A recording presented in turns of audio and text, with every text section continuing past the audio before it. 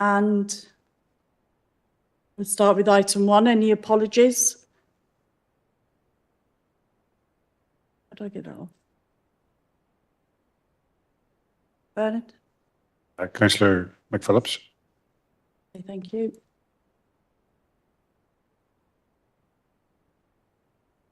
The minutes of confidential. Oh, sorry. Sorry, Paul, I didn't see you there. I thought Keith was coming, but I put an apology in just in case he didn't come. Okay, thank you. The minutes have been signed. So now on to any declarations of interest.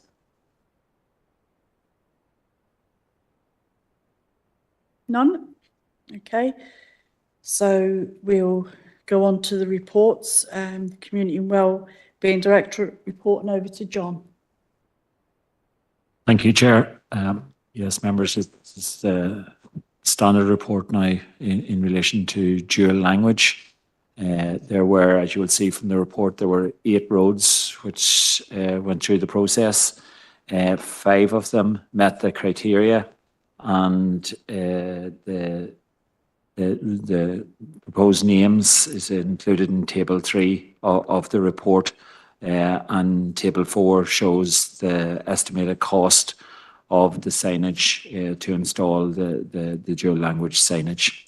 So therefore, Chair, it's recommended that the Council approves the installation of dual language signage for the streets or roads listed in Table 3 in accordance with the street and road naming numbering policy. Thank you, Chair. Thank you. Tommy? Margaret Carley. Moolum and Roon, I propose the recommendation, Chair. Thank you. Anne-Marie? Thank you very much, Chair. I'd like to second the recommendation. Appreciate it. Thank you. Thank you. And John? Yeah, yet again, very disappointed that the Tatterkeel cottages and Care Villas were both put forward for this with absolutely no interest from the residents. It seems quite shameful that we're wasting officers' time, and none of these meet our requirements for our party to support. Also have a question for the officer, which has been brought to me by a resident. If their house is the house that has this street name on it, and it's gone up in Irish language, can they object to the sign being put on their house and have it relocated? Because that's just a question I've been asked, and it may come up at a later stage. Chair, I'll hand over to John in respect of that for the installation of the signage. Yes, Chair. It's a resident whose property the sign is going to be installed in. We will engage with them to seek permission, and that's a feature of all of the installations that we do. It's particularly probably I suppose, part of the process in the more built-up areas where it's not roadside signs, and there will be some of the urban areas where signs will be installed onto either, say, a garden wall or the gable of a house. So there will be engagement with the land or the property owner in those circumstances. Thank you, John. Paul? We'll not be supporting it either. Fair enough. So that's been... Oh, Tommy?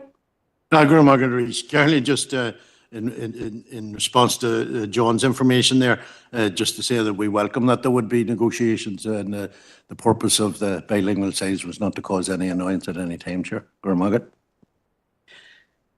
Good point made. So it's been proposed and seconded, and apart from those who are not in agreement, is everybody else in agreement?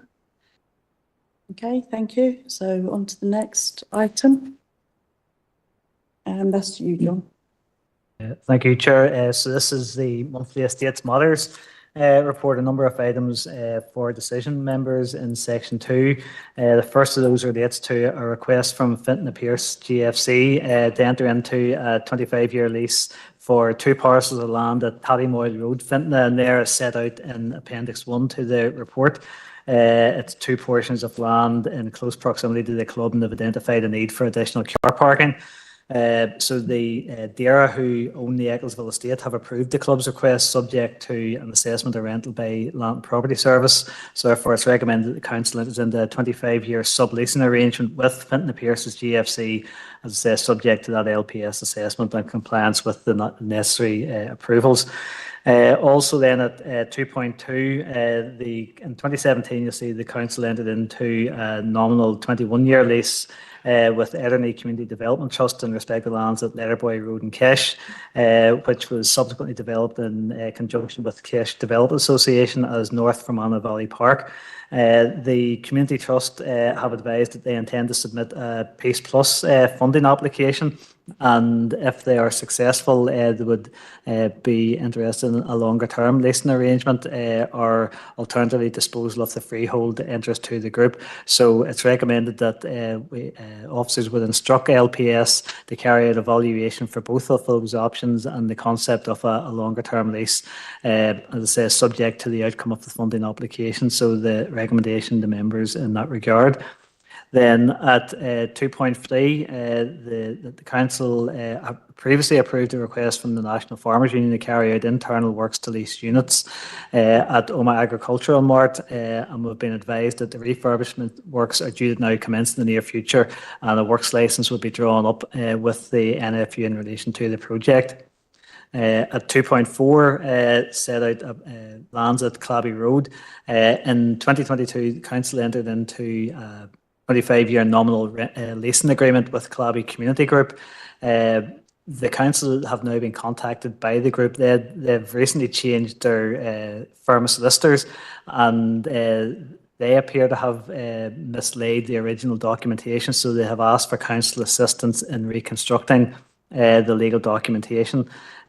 So again, it's just you would see the legal documents coming back to council at some point in the future to be executed and sealed. So it's just, this is by way of, I suppose, information that if council are content, that we would assist the group with the reconstruction of those original documents. At 2.5, we've received a request from Openreach to carry out underground works at Johnson Park, Car Park and Omagh to clear a duct blockage, which is a potential impact on telephone and broadband services in the area. The company anticipate that they would require 4 car parking spaces for a few days, as subject to them being able to identify the source or the location of the blockage.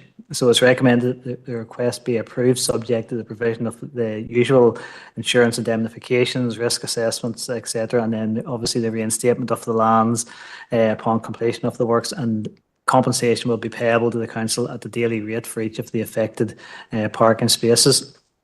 Pardon me. Then at 2.6, there's a number of requests for the use of council property. First of those is for Fintan Cemetery Car Park on the 25th and 26th of May by the Kiltis Kildare Éireann.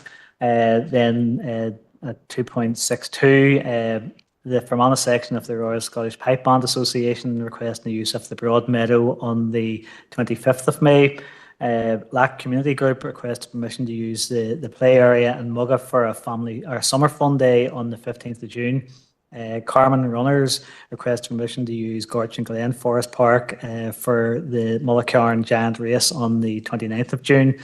Belcoo GAA Club requested permission to use Cottage Lawn for an event on the 16th and then the 17th of August at Belmore, Ballintemple, Carrigan and Big Dog Forest on Cottage Lawn.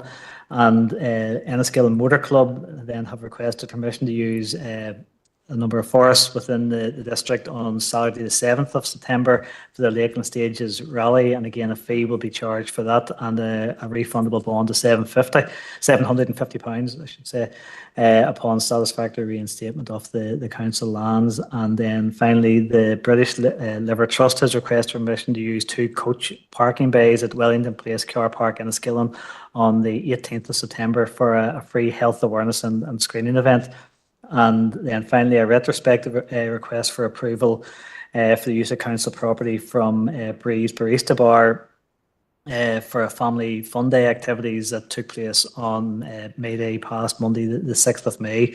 And then said at section 3, a number of issues really for information. It was the use of council premises at the Leisure Centre by Jehovah Witnesses for a religious educational event on the 26th and the 27th of April, and then a number of sealing of documents as listed in 3.2 in respect of housing developments across the district. So the recommendations are set out in section 9 that the council approves the items 9.1 from 1 through to 7.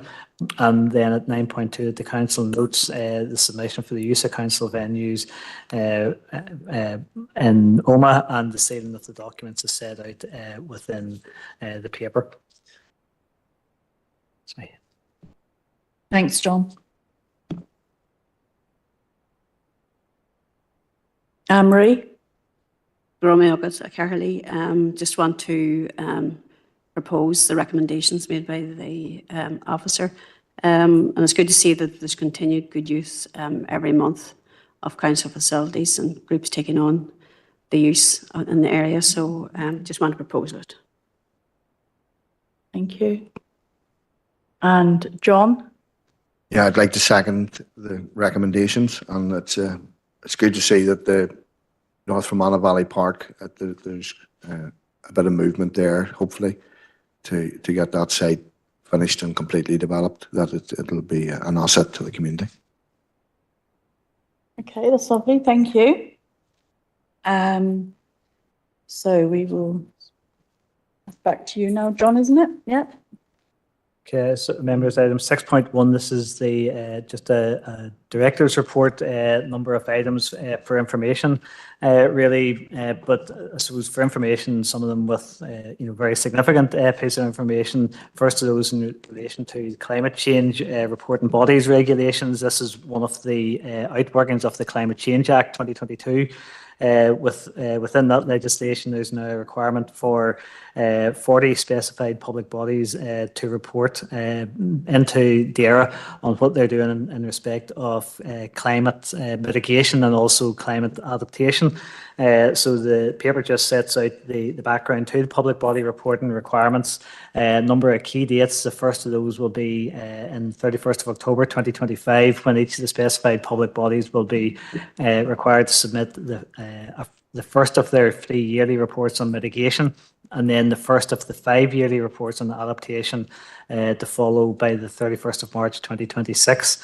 DAERA had indicated it intends to provide practical support by way of guidance to the public bodies, training and an online portal for the submission of reports, but I suppose I would caution that that's the only indication of support that's coming from the department at this stage.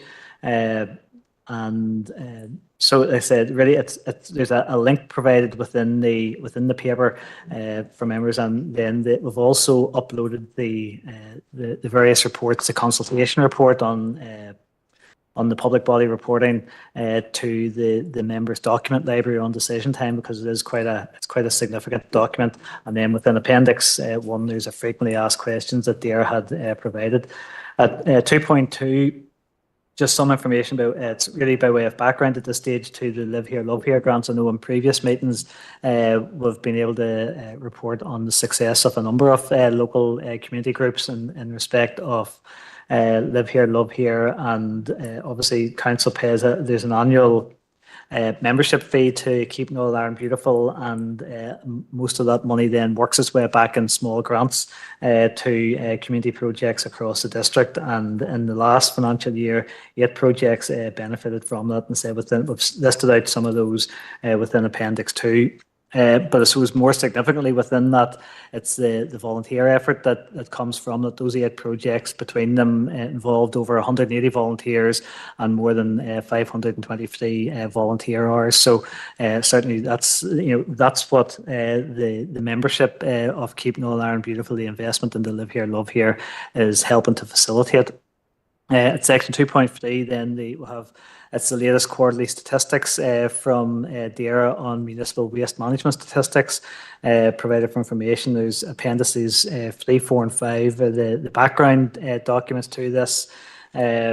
as we said previously, and I suppose these are starting, the proportion of waste collected by district council reflects the population, and there are, as you would expect, seasonal variations with particularly organic waste increasing during the summertime during grass cutting season, and then similarly decreasing during the winter.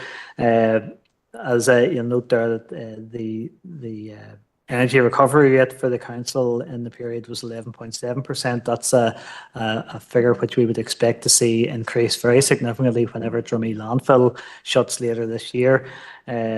And then also just the percentage of household waste, obviously that's almost 41% going to landfill currently, and that's really reflective of the existence of the active landfill at Drumee at this point in time. And then finally at 2.4 for information, and it is kind of looking forward at this stage, but DEFRA and DAERA have recently issued a joint UK policy statement setting out next steps in the respect of the deposit return scheme.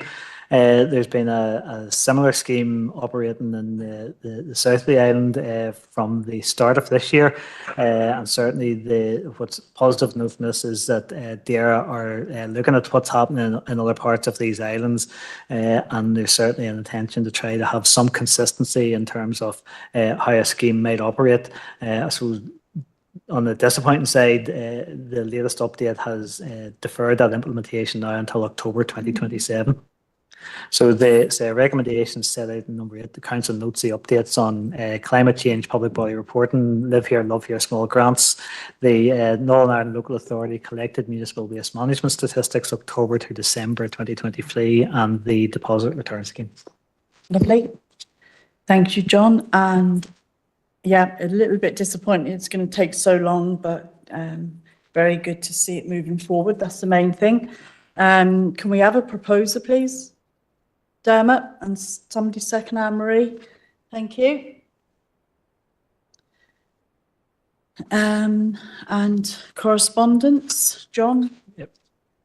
The first item of correspondence, members, is just a note, and I think we may have advised on this previously, just verbally. We've had now confirmation from DAERA that they have extended the consultation period for the Rethinking Our Resources measures for climate action and the circular economy to the 27th of June. So a response will be, draft response will be coming back to Environment and Services at the start of June. We'll be seeking council powers for that meeting, but the next meeting of the members' waste and recycling working group will also be focused on this particular topic. So there'll be a chance for members to input any thoughts at that stage. I just can't remember the date of that meeting off the top of my head, but it's in advance of the next Environment and Services. And then say we'll have the Environment and Services meeting at the start of June, and there will still be then a couple of weeks afterwards to tweak any additional comments before the closing date on the 27th. But so the correspondence is just a note. Thank you. Anthony? Yeah, thanks, Chair, and thanks for that, John. Yeah, happy enough to proposal correspondence there, and good to see that it's been extended. Okay, seconder? Thanks, Shirley. Shirley. Yep. Okay. And the next piece? Next item of correspondence, again, to note from DFI, it's the proposed removal and relocation of the disabled parking bay in Brownhill Meadows, Irvinstown. So the correspondence, and then there's a map just setting out where you can see where the disabled parking bay is being moved from one side of the existing car area. So just proposer the note in second, please. Councillor Crawford proposed. Okay. Can I have a proposer? Councillor Crawford. Who? Councillor Crawford. Crawford, and someone to second, please. Dermot, thank you. And there is another piece of correspondence from John, which you'll give verbally. Yeah, thank you, Chair. Yeah, just a verbal update. Members will recall in March, it was on the proposal of Councillor Robinson, that request the Directorship of Fermanagh Farming Society Limited to come to us to an informal meeting Our contact within the Farming Society have come back and said the directors are not interested in meeting anyone or any group about the Fermanagh show at this stage. She points out that the press release states the situation and the position that the Society are in, that the issue of TB, that it would be inappropriate to ask farmers to bring their herd out with the TB outbreak the way that it is. Points out to the fact that volunteering costs are very high, and indeed insurance costs are very high, but indicates that they're not prepared to meet the council. Thank you, Chair. Thanks for that, John. Yeah, and thanks. Yeah, it's very disappointing that, but if that's the way it is TB and insurance costs. I suppose you can understand it, but it's just kind of disappointing. So, make a comment. You okay to note that? Yeah, yeah. Okay, and Paul? Very disappointing to hear that they're not going to meet us. And I think we sponsored them not last year, but the year before. I think they got £5,000. I think it's a wee bit cheaper than coming back, not to come and meet us and see what they could do. Could do anything for them. But TB has been about for a long time, and it's only an excuse to TB. Last year didn't even cost them a penny. The event down at Neacarn hadn't to give a thing towards it. So anything they brought in was profit. Everything was given to them free of charge. So I don't know what's going on. Just leave it at that. And you're happy to second that verbal report? Thank you. And everybody happy with that? Yeah? Well, not happy, but accepting of it. That's okay. And there's no other business, John? No? And there was no other urgent or relevant business sent to me beforehand. If anybody's got an up-to-date Clara, then it will have the motions coming up now, but we're actually going to go into confidential first, and then Tom, thanks Paul, proposed by Paul and Councillor Crawford, and then Tommy, Councillor Maguire will swap seats with me while we bring the motions, chair the motions. So we're going to confidential now. Okay.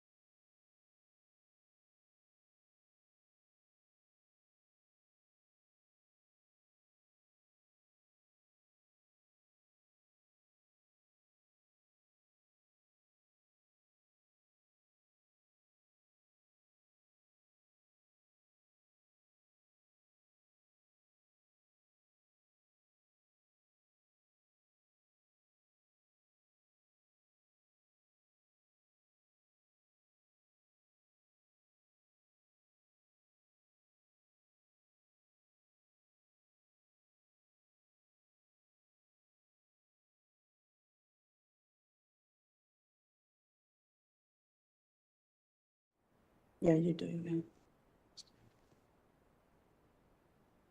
Yeah.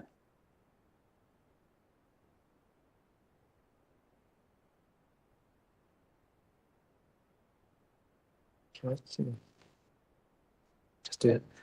Okay, so, Chair, while in confidential business, members considered a confidential estates matters report and considered a number of recommendations and approved a number of the recommendations and agreed to bring one item back for further consideration at next month's Environmental Services Committee.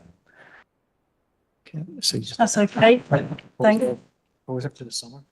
Is there a second for the So we have a proposal and second for that, Dermot and Anne-Marie. All agreed? Thank you. And I'm swapping seats with Tommy now so that we can carry on with the motions.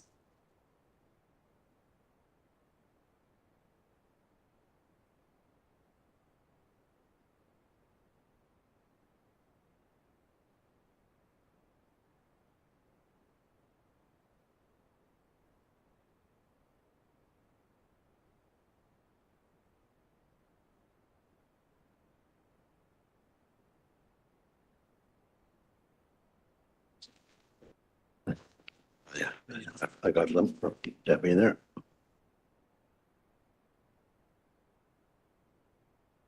Okay, members, moving on then to item 8.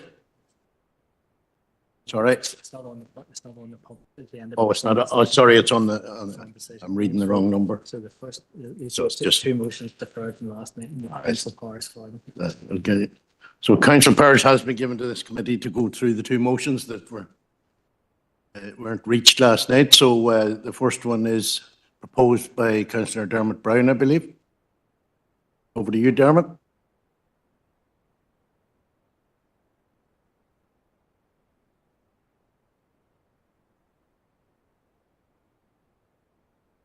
Thanks, Chair. Yeah, so this motion is fairly straightforward, and it's about bringing more tourism to the district. When I was researching the facts and figures for this motion, I was struck by one statistic in particular. The South brings in roughly 10 billion euros in revenue every year through tourism, whereas the North only brings in roughly £1 billion. So there's a big difference. So I recognise that the tourism has come on leaps and bounds in the North since the Good Friday Agreement was signed. But we must ask why, 25 years on, why are we still so far behind the South in terms of tourism? I expect there are a multitude of different reasons, but I have no doubt that it's partly down to the success of the 3 tourism strategies: the Wild Atlantic Way, Ireland's Ancient East, and Ireland's Hidden Heartlands. To give an example of how successful these strategies have been, it was recently reported that the Wild Atlantic Way has brought in €3 billion for the Southern government, and that's 3 times more than the North.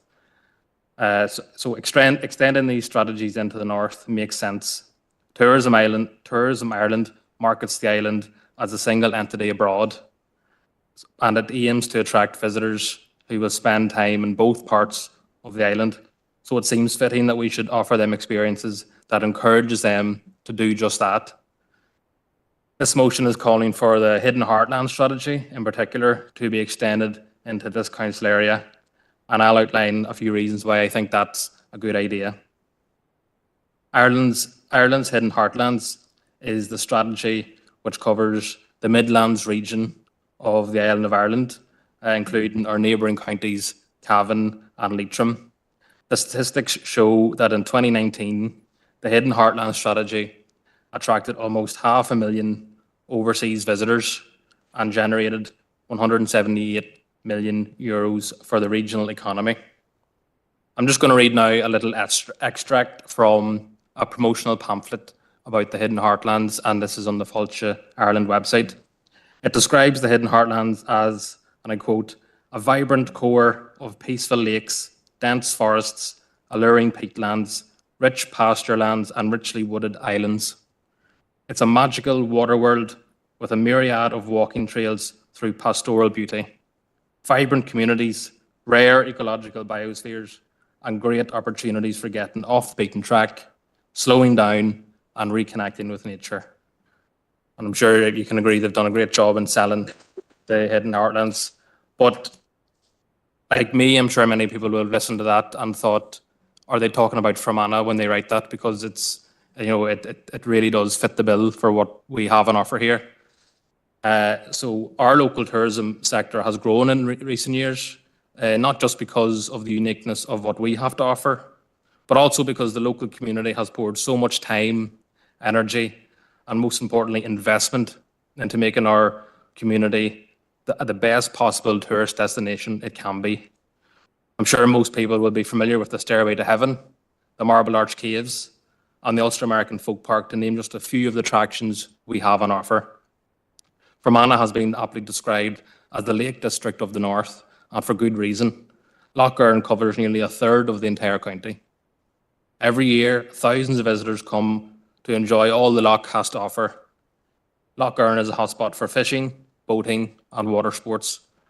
It's also a popular destination for history buffs because of its rich ecclesiastical and Celtic history. The Shannon-Erne Waterway connects Lough Erne to the River Shannon, creating a direct route into the inland waterways of the Hidden Heartland counties. I welcome the recent statements from Conor Murphy as the Economy Minister, indicating that he is keen to see the development of the T3 tourist strategies on an all-island basis. As tourism bounces back from the pandemic and visitor numbers are on the rise again, I am confident that we can continue to offer a world-class tourist experience to all who come here. But in my view, we will miss out on a fantastic opportunity if we are not included in the Hidden Heartlands strategy. Thank you, Morgan Dermot. And to second the motion, we have Councillor Anthony Feeney. As an Erne West councillor, I am happy to second this motion, as I welcome any attempts to increase tourism in the district. Dermot has outlined why Fermanagh and Omagh should be included in the Hidden Heartland strategy, and it is clear there are some very obvious reasons why it should be. The overarching theme of the strategy is about getting off the beaten track, reconnecting with nature, and appreciating the peace and tranquility of a slower place environment. I sit on the Geopark Working Group, so I appreciate all the hard work that goes into promoting Fermanagh as a tourist destination. The Stairway to Heaven has been transformed for our area. Thousands of visitors flock to this area every year from all over the world. And also the Loch Navar Forest Drive, the viewpoint there is breathtaking, so it's getting loads of people as well. It just goes to show what can be achieved when a clear idea and the right marketing strategy. My wife is from Glencolmcille, and I spend a lot of time in that part of the country. The Wild Atlantic Way has been a complete game changer for the whole region. Every weekend the bars are full and the B&Bs are fully booked. The shops are a lot busier. There's little businesses popping up all over the place, such as souvenir shops, arts and crafts shops, and knitting and weaving has become another big industry down there because of that Wild Atlantic Way. Boat trips and hill walking groups have started. Thousands of jobs have been created because of the Wild Atlantic Way, and that is what we are missing out on. As Dermot has said, tourism is supposed to be done on an all-island basis, and I'm sure everyone would agree that greater cross-border cooperation would work to our advantage in attracting tourists and generating extra revenue for our towns and villages. But we should also acknowledge that the South too stands to benefit from working closer with the North, that this is as close to a win-win situation as we can get. I'm leaving my remarks there, Chair, and encourage all the party here tonight to support this motion and send a signal that we will work with others to unlock the true potential of all-island tourism. Thank you, Chair. Margaret Anthony, thank you, Anthony. Okay, members, you have heard the motion proposed and seconded. Councillor McClough. Thank you, Chair. I'm going to attempt to read. Councillor Armstrong was going to speak on this, and she's forwarded me her notes, and they're not in the proper italics for me to read, so it'll take me a while maybe to comprehend some of the words. So thanks Councillor Bryan and Feely for bringing forward this motion, highlighting the importance of the tourism sector within our local economy. There are real possibilities of working together on an all-Ireland promotion of tourism to benefit of not only the overseas visitor, but also for the growing tourism sector in the district. The majority of our overseas visitors come to Ireland directly into Dublin Airport, and it is vital that the tourist industry encourages them to come to Northern Ireland so that their time here allows them to see as much of the island of Ireland as possible. Fermanagh and its lakes and mountains overlap very much of the environment, scenery, ecclesiastical heritage of the neighbouring counties, so it could be said that it's already part of the hidden heartland due to its proximity. There are already initiatives linking the hidden heartlands into County Fermanagh. The Calvin Burn brings its walking trails to the UNESCO Marble Arch Global Geopark. Columbanus Way Heritage Trail is currently being developed. This pilgrim trail, starting at Mount Leinster in the south, dips into Fermanagh, Cleanish Island before going to Bangor Abbey and onwards across 8 countries in Europe to its final point in Italy. On a personal note, I'd also like to see adequate training for people and tourism welcomed as an actual industry. I myself had undertaken a tour guiding course, and one of the things that was reinforced with us as part of the units that we was to encourage people by telling them about 5 other things that they could do in your area whenever you were dealing with them on your particular site, was to link them in, and that was within a certain radius. So if you sent them 20 miles up the road, then the next person would be telling them 5 slightly different sites to encourage them to stay in the area. We have a unique niche here. They also have the genealogy, which is a growth. We have the old workhouse building, and we have the castle. So there's a great many things in this county, and also into Tyrone. Then we have the folk park and all the sites up there as well. So this council area offers a massive visitor experience, which is niche, relaxed, and laid back. So welcome this proposal. Very good, John. Thank you, John. And I'm reminded of your lecture that you give us councillors down at Nacarn Castle, or Castle Irvine Domain, as some people call it. And when we went off track, and you showed us the site of an old church, St. Turnach's Church, I believe, something I didn't know when I'm living in Fermanagh all my life. So not only is there a hidden heartland to be discovered and linked into, there's a hidden knowledge within our own council area that even us as residents need to catch up on. So thanks for that, John. Moving on, Councillor McGrath. I just have my legacy motion here with me tonight, so I just have short and brief. I just want to thank Dermot and Anthony for the motion, and the SDLP will be supporting. Thank you, Chair. Bernard, thank you, Bernard. Councillor Coyle. Thanks, Chair. Yeah, just a quick, definitely in support of it, but also this morning on the event strategy group, the chair of the council, Councillor Thomas O'Reilly, he suggested, what John was actually saying, when somebody comes, or he was talking in terms of events, but if something was going on in Enniskillen, but we knew this weekend something was on in Sligo or in Leitrim or in Omagh, that, that you promote that and you promote that cross-border. So it ties in really with what Dermot was saying and what John said, actually. So, yeah, fully in support. Thank you.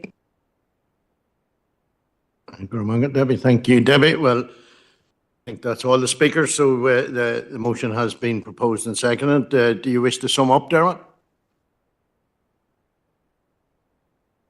Just to say thank you to everyone for their support, and yep, that's it. So there we are. We've had it proposed and seconded, and all agreed? Thank you, members. All agreed. Thank you. So we move on then to the second motion before us tonight, and it's on Fermanagh Women's Aid motion, and the proposer is Councillor Debbie Coyle. Debbie? Thanks, Chair. Well, I'm sure everybody's read the motion. It's quite a short one. So Fermanagh Women's Aid has, for many years, worked hard to be able to get into schools, community groups, the PSNI, and so many other groups to deliver training and raise an awareness about domestic violence and abuse. This was not the case when I first moved here in 1996. Research shows that so many children are affected by domestic violence and abuse. We also know many girls, young girls, experience abuse and misogyny, both in and out of school, and this perpetuates stereotypes and ideas of what is acceptable, even when it is harmful. These have to change. At last week's meeting with the Men's Advisory Project, it surprised me that most of the attendees were shocked at the number of male victims. 1 in 4 women and 1 in 4 men will experience domestic violence or abuse, and Elaine's going to say a little bit on that in a minute. Victims will usually experience at least 30 incidents before any recognition of abuse is recognised. The numbers of women and children continue to rise who seek help and support from Fermanagh and Omagh Women's Aid. This is not necessarily because there are more abusers, but because there has been effective training given by Women's Aid to, as I've mentioned, the PSNI, to people within council, teachers, healthcare professionals, and so many more. In light of this, it is very disappointing that Fermanagh Women's Aid has lost its funding for both their development manager and their vital training coordinator, who also does the training for Omagh Women's Aid as well. This means that their team will be reduced from 16 to 14, and they would just not have the resources to deliver the awareness training that is so greatly needed. Historically, Fermanagh Women's Aid receives 60% of statutory contracts. This currently sits at 42%. The Western Health and Social Care Trust and supporting people from the Department of Communities continue to fund them. However, there is no recurring funds from the Department of Justice. And remember, this is a crime that results in the PSNI receiving a call every 17 minutes. And no funding from the Department of Education, even though they provide essential training within schools and colleges, etc. They do receive indirect funding from the Department of Justice, but that is through the Fermanagh and Omagh District Council PCSP and the Assets Recovery, and that would be under £20,000. So that is certainly not good enough. Women and children and the male victims will all still suffer because of this. And as we live in a growing diverse community, this training is essential for our Black and minority ethnic women as well, our LGBT community, our disabled women and older women, and of course, our male victims too. Domestic abuse training is essential. People are still shocked at the figures when they hear them. And it takes so many forms and impacts on so many individuals, their families, the communities. It affects any age group, gender, ethnicity, anyone at all. Domestic abuse costs the economy and society millions of pounds every year. So it's important for employers and employees.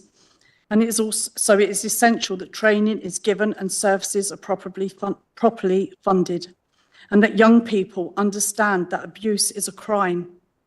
Domestic abuse is wrong and should never be tolerated, not by the community nor by the law.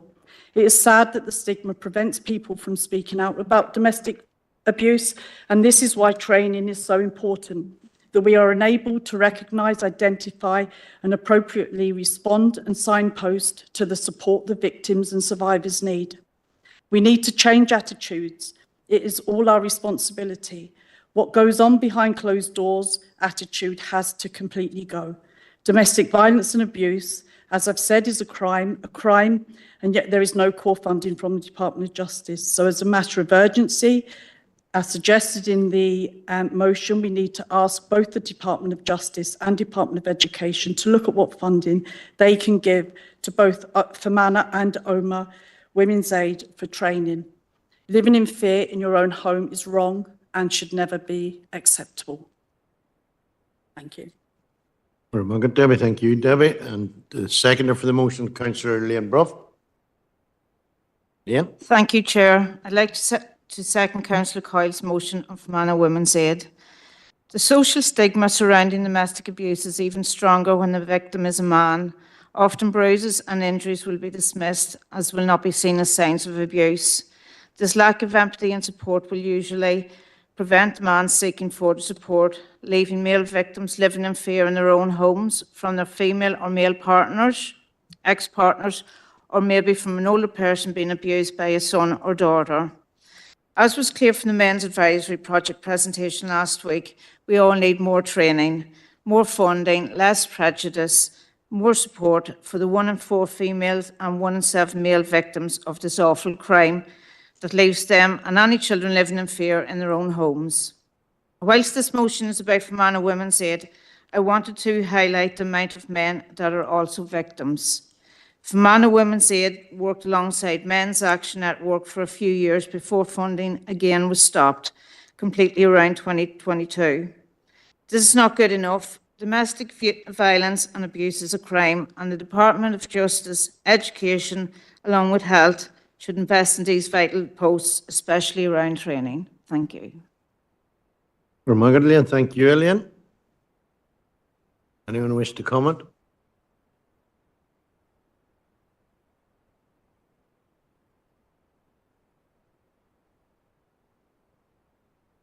Councillor McGrath has gone on first. Apologies there. I was pressing yours, John, but if you'd allow Bernard just to speak first, please. Thank you, Chair.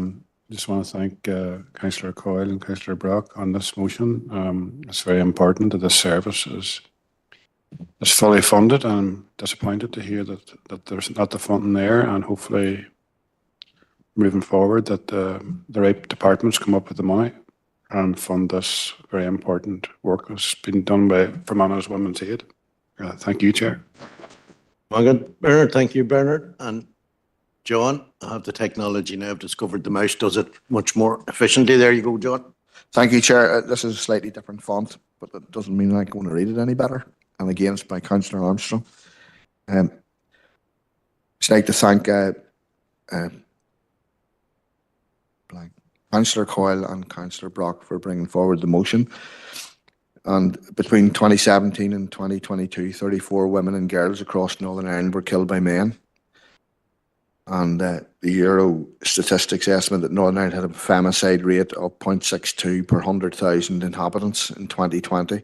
During the COVID pandemic, their highest rate ever recorded for the Northern Ireland population of 1.8 million, which equated to 11 deaths.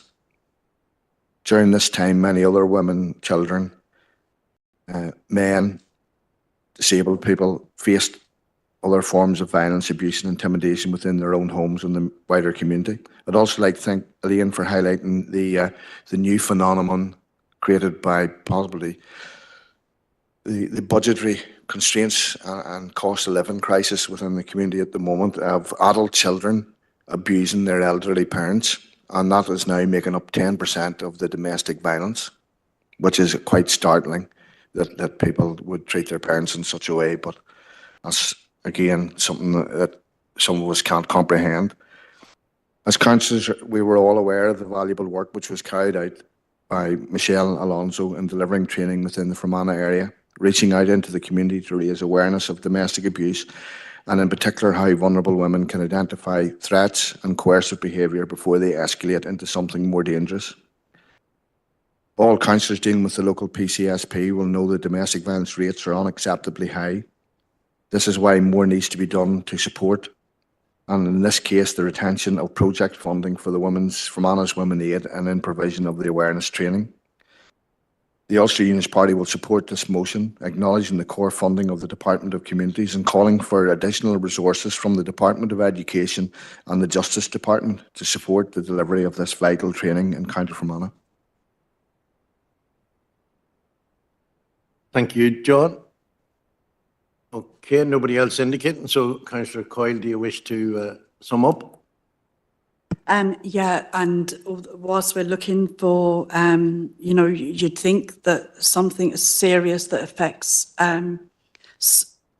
so many aspects of the community wouldn't be core funded, but Fermanagh Women's Aid did want me to make it clear that these particular positions were not, they haven't lost the funding from any of those departments, that it was actually project funding. So, you know, it comes from outside funders, and they're not funding it again. So that's just, you know, it's not Stormont that's not funding these two particular ones, and they wanted, because I think it kind of got misreported that it was Stormont that was taking the money away. So I just wanted to make that clear and just thank everybody for being in support of this.